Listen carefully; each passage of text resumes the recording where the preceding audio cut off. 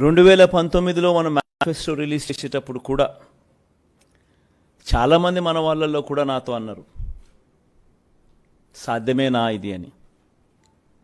ఎందుకనంటే 2019లో మనం చెప్పిన ఈ మాటలు, చెప్పిన ఈ హామీలు ఏదైతే ఉన్నాయో, ఆ తర్వాత ఈ 58లో ఏదైతే మనం ఇంప్లిమెంట్ చేశామో, గతంలో ఆంధ్ర రాష్ట్ర హిస్టరీలో ఎప్పుడూ జరగల.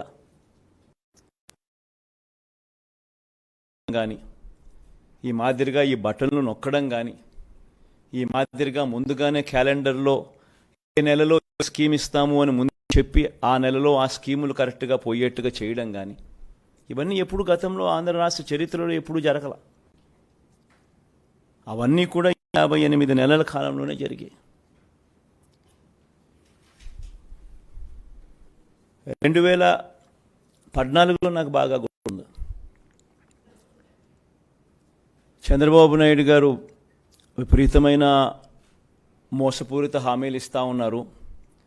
ఆయన ఇస్తూ ఉన్నాడు, మనం కూడా ఇవ్వకపోతే ఎలా, మన సంగతులు మనం చూసుకుందాం, ఫస్ట్ అయితే హామీలు ఇచ్చేద్దాం అని కూడా నా శ్రేయోభిలాషులే, నా మంచి కోసమే కూడా సలహాలు కూడా ఇచ్చారు. కానీ ఆ రోజు నేను చేయలే. ఆ రోజు కూడా నేను చేయగలిగినటివి మాత్రమే చెప్పా. చంద్రబాబు నాయుడుతో నేను పోటీ పడలేకపోయా. ఈరోజు నేను గర్వపడతా ఉన్నా. నాకు అధికారం 2014లో రాలేకపోయినప్పటికీ కూడా చరిత్రలో చరిత్రహీనుడిగా మిగిలిపోకుండా చెయ్యగలిగినటివి మాత్రమే చెప్పి, అవి మాత్రమే చెప్పి చేసి చూపించి మళ్ళీ ప్రజల దగ్గరికి ఈరోజు చరిత్రలో ఒక హీరోగా ఈరోజు ప్రజల దగ్గరికి వెళ్తున్నాం. తేడా ఆ ప్రభుత్వానికి ఈ ప్రభుత్వానికి మధ్య తేడా గమనించండి. రాజకీయాలలో ఒక నాయకుడు ప్రజలకు ఏదైనా మాట ఇస్తే ఆ మాట ప్రజలు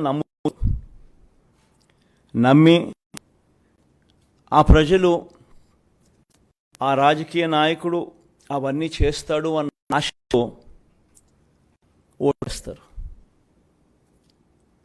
ఆ ఓటు వేసినప్పుడు ఆ ప్రజలు ఆ నమ్మకం మన మీద పెట్టినప్పుడు మనం చేయాల్సింది ఏమిటి? వారి నమ్మకంతో ఆడుకోవడమా, వారి మనోభావాలతో ఆడుకోవడమా, వారి జీవితాలతో ఆడుకోవడమా? మనం చేయాల్సింది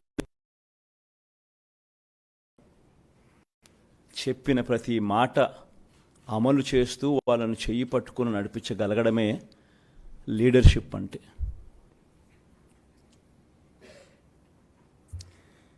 ఈరోజు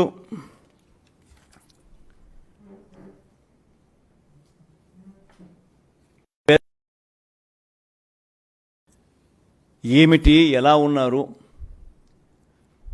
ఎలా బ్రతుకుతూ ఉన్నారు, ఎలా బ్రతికారు అని నా 3648 కిలోమీటర్ల నా పాదయాత్రలో నేను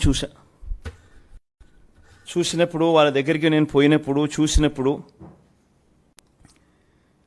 పేదవాళ్ళ పరిస్థితి ఏమిటి అని చెప్పి గమనిస్తే, పిల్లలను చదివించలేని పరిస్థితి, చదివించాలని ఆరాటం నా తల్లులకు.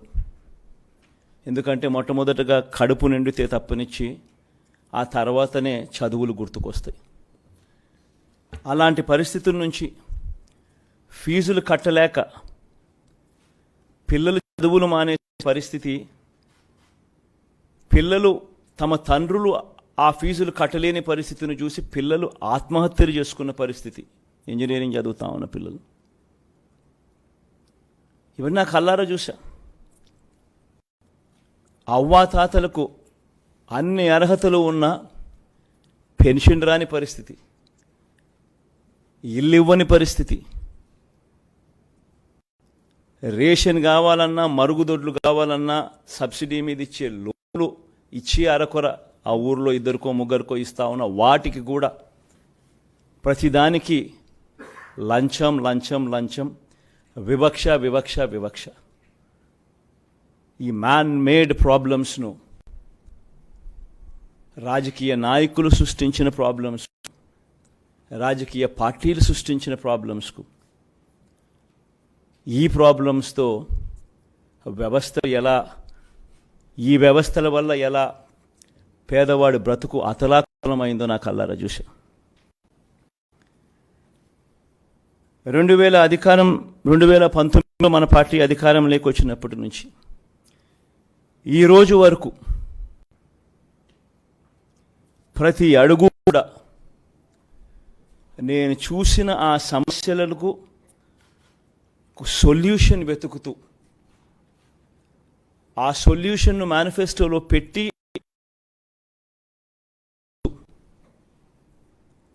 ఈ 58 నెలల పాలన సాగింది. కోవిడ్ లాంటి మహమ్మారి 2 సంవత్సరాలు పూర్తిగా రాష్ట్ర ఆర్థిక పరిస్థితులు అతలాకుతలమైన, రావాల్సిన ఆదాయాలు రాకపోయినా, అనుకోని ఖర్చులు పెరిగిన, ఇవన్నీ జరిగినా సాకు చూపలేదు. మేనిఫెస్టో ఇంప్లిమెంట్ చేయకుండా ఉండడానికి కారణాలు వెతుక్కోలేదు, సాకులు చూడలేదు. ఎన్ని సమస్యలు వచ్చినా, ఎన్ని సమస్యలు ఉన్నా ఎక్కడా సాకులు చూడకుండా చిరునవ్వుతోనే ప్రజలకు తోడుగా ఉన్నాం, ప్రజలకు అండగా నిలబడ్డాం.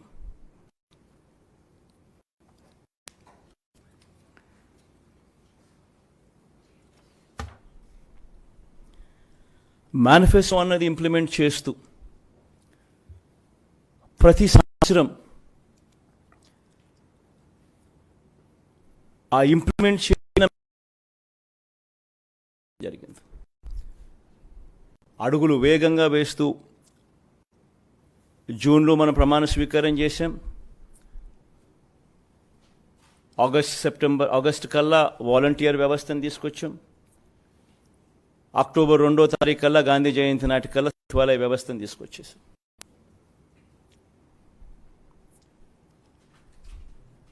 తీసుకువచ్చి గ్రామ స్వరాజ్యానికి అర్థం చెబుతూ ఎక్కడ లంచాలు లేకుండా, ఎక్కడ వివక్ష లేకుండా ప్రతి పథకము బటన్ నొక్కడం, నేరుగా చెల్లెమ్మల చేతికి, వారి కుటుంబాల ఖాతాల్లోకి వెళ్ళిపోయే పరిస్థితి తీసుకుని రావడం. ఎవరైనా మిస్ అయిపోయినా కూడా వాళ్ళని ఎల్లడి బట్టి ఎతికి మళ్ళీ వాళ్ళను మిస్సింగ్కి అవకాశం లేకుండా వాళ్లకు ఛాన్స్ ఇస్తూ మళ్ళీ వాళ్ళకు తోడుగా నిలబడ్డం. మొట్టమొదటిసారిగా బహుశా భారతదేశ చరిత్రలో ఎప్పుడూ కూడా జరగలేదేమో,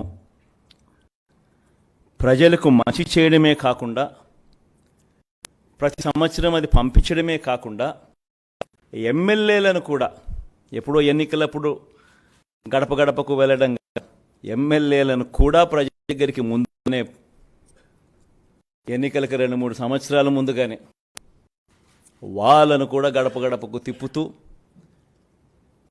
జరిగిన మంచిని ప్రతి ఇంట్లోనూ ఈచ్ ఇండివిజువల్కు, ఈచ్ హౌస్ రాసిన లెటర్లు తీసుకుపోయి ఆ ప్రతి లెటరు వాళ్ళే ఇచ్చి, ఆ చెల్లి ఇవన్నీ జరిగే కదమ్మా, సంతోషంగా ఉన్నారా అని చెప్పి ఎమ్మెల్యేలు సైతం వాళ్ళ దగ్గరికి వెళ్ళి వాళ్ళ బ్లెస్సింగ్స్, ఆశీర్వాదాలు తీసుకునే కార్యక్రమం బహుశా దేశ చరిత్రలో ఎప్పుడు కూడా 58 నెలల్లోనే అది కూడా జరిగింది.